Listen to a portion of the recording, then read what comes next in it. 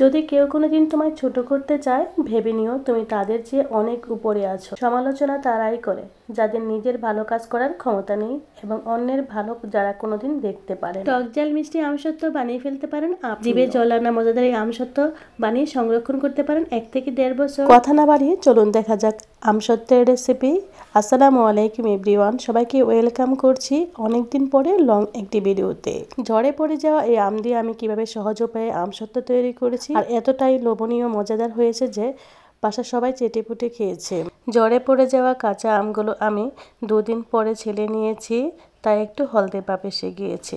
তারপর এই তো আমগুলোকে ভালোভাবে ছেলে নিয়ে ধুয়ে নিয়েছি। ছোট বড় সবাই আমসত্ত্বের স্বাদে মুগ্ধ। কাঁচা বা পাকা আম দিয়ে তৈরি আমসত্ত্ব খেতে অনেক সুস্বাদু। প্রথমে আমি শুকনো মরিচ পাঁচফোড়ন টেলে নিয়েছিলাম, সেই ভিডিওটি স্কিপ হয়ে গিয়েছে।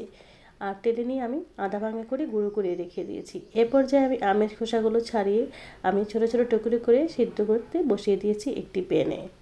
তারপর 1 কাপ পরিমাণ পানি দিয়ে আমি সিদ্ধ করতে বসিয়ে দিয়েছি। বেশি পানি যেন না থাকে সেদিকে খেয়াল রাখবেন। গরম গরম থাকার কারণে আমি একটি যাত্রীর সাহায্যে আমি ছেঁকে নিয়েছি, আমগুলো ম্যাশ করেও নিয়েছি। শুধু বাংলাদেশেই নয়, ভারতেও কিন্তু আমসত্ত্বের কদর রয়েছে অনেক। তারপর অন্য একটি প্যান গরম হলে তাতে সেদ্ধ আমের পাল্প ও চিনি ঢেলে দিয়েছি। ভালো করে নেড়ে চেড়ে বাকি সব শুকনো উপকরণ দিয়ে মাঝারি আঁচে নাড়তে নাড়তে যখন দেখেছি আমসত্ত্বের মিশ্রণ খুন্তির সঙ্গে একেবারে লেগে থাকবে বা আঠালো ভাব হবে, তখনই আমি নামিয়ে নিয়েছি।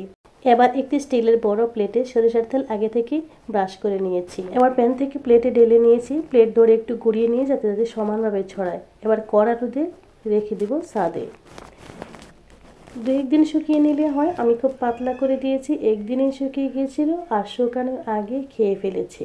আর বেশি করে ফেললে খাওয়া না হলে এরপর ছুরি দিয়ে কেটে একটি কাচের পাত্রে সংরক্ষণ করুন, দীর্ঘদিন ভালো থাকবে। টক ঝাল মিষ্টি আমসত্ত্ব বানিয়ে ফেলেছি আমি, আর আপনিও চাইলে এই কাঁচা কিংবা পাকা আম দিয়ে জিভে জল আনা মজাদার আমসত্ত্ব বানিয়ে ফেলতে পারেন, বানিয়ে সংরক্ষণ করতে পারেন আমার এই সহজ রেসিপিতে। যারা আমার চেয়ে অনেক ভালো পারেন তারা তো পারেনই, আর যারা এখনো আমসত্ত্ব কীভাবে তৈরি করতে হবে এটি কঠিন মনে করছেন তাদের জন্য আমার এই সহজ রেসিপি। আশা করি একবার হলেও ট্রাই করবেন। রোগ প্রতিরোধ ক্ষমতা বৃদ্ধি। আমে প্রচুর ভিটামিন সি থাকে, যা শরীরের রোগ প্রতিরোধ ক্ষমতা বৃদ্ধি করে এবং বিভিন্ন সংক্রমণ থেকে রক্ষা করে।